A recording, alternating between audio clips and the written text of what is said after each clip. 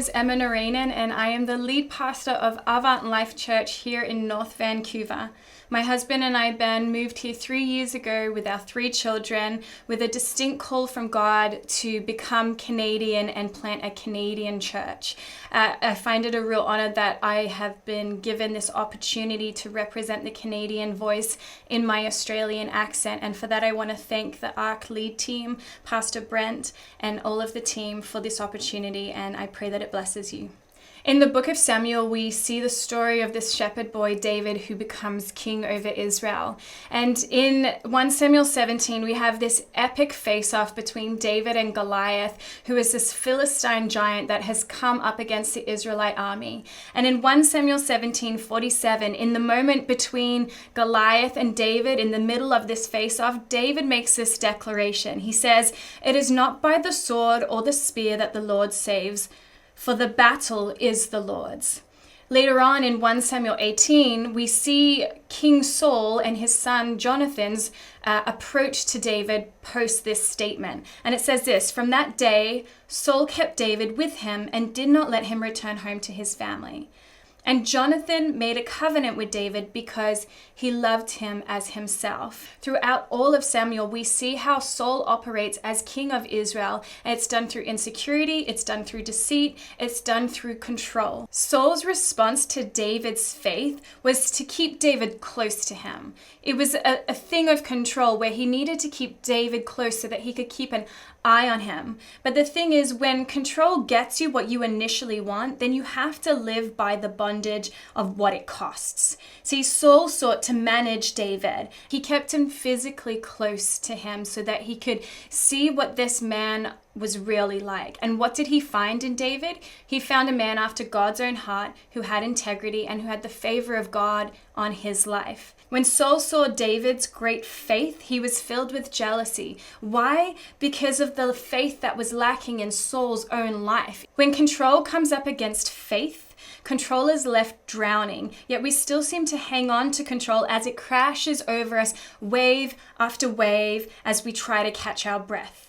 Whereas faith is sustained not by a breath that we gasp for, but a breath that we were given. Enter Jonathan. When we read back in 1 Samuel 13, we read about how the Philistines had actually removed blacksmiths from the Israelites. There was no sword or spear present in the Israelites except for what was in Saul and Jonathan's hands. And in the midst of this, while the Philistines are taunting the Israelites, Jonathan and his shield bearer decide to go rogue. They decide to actually scale up a cliffside and attack a Philistine outpost, which then causes this domino effect of fear over the Philistines, where they turn sword against each other. This is the statement that we read in verse 6, chapter 14, from Jonathan. "Nothing can hinder the Lord from saving, whether by many or by few." Verse 7, his armor bearer says, "Do all that you have in mind. Go ahead. I am with you, heart and soul." See, whereas the lack of resource was a prohibitor for Saul, it was an unessential for Jonathan. What was the difference?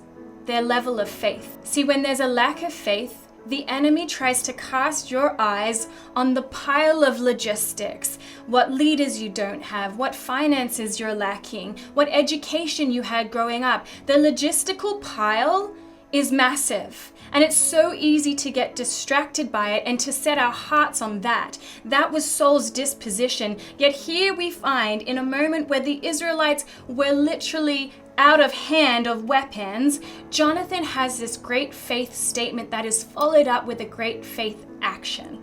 Jonathan had a sword and an armor bearer.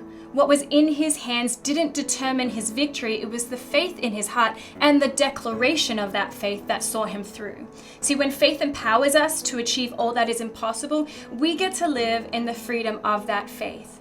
So here we have these 2 statements from Saul and Jonathan in regards to David. See, fast forward 3 chapters where Jonathan sees this young man full of faith and the declaration to partner with it to slay a giant. It was in this moment of David's faith declaration that Jonathan was bound to him. Could it be that in that moment where David declared faith and actually had action to follow up in it, that he reminded Jonathan of a young man that went up against some Philistines when sword and spear were not present in the Israelite army. Read this. David's statement says, "It is not by the sword or the spear that the Lord saves, for the battle is the Lord's." What a trigger for Jonathan to go, hey, I know that. I know that catchphrase. I've spoken that out before. I've been that man. I've been that man of faith before. This is the difference in their approach. Saul saw something that was lacking in his life. Jonathan saw something that reminded him of the man he was, the man that actually conquered things before. It was in this convergence of faith responding to faith that kindred spirits were born. In that convergence, there is a unity that is born that makes the statement, "We are better together," start to pierce our hearts and not just our minds. What happened from that faith that David had? It brought about a Jonathan. The reality is we are all hungry in our spiritual walk to find a David-Jonathan relationship. The question that we need to answer is, does your faith allow it? When you see a David rise up, when you see someone of faith rise up, declare ridiculous, outrageous faith statements, and then go ahead and slay the impossible, does that rise faith up in you, or does it rise up control in you? Church, we are better together. Let our better together be built on us responding in faith to faith.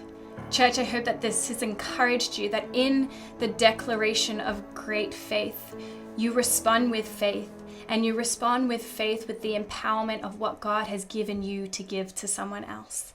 Bless you.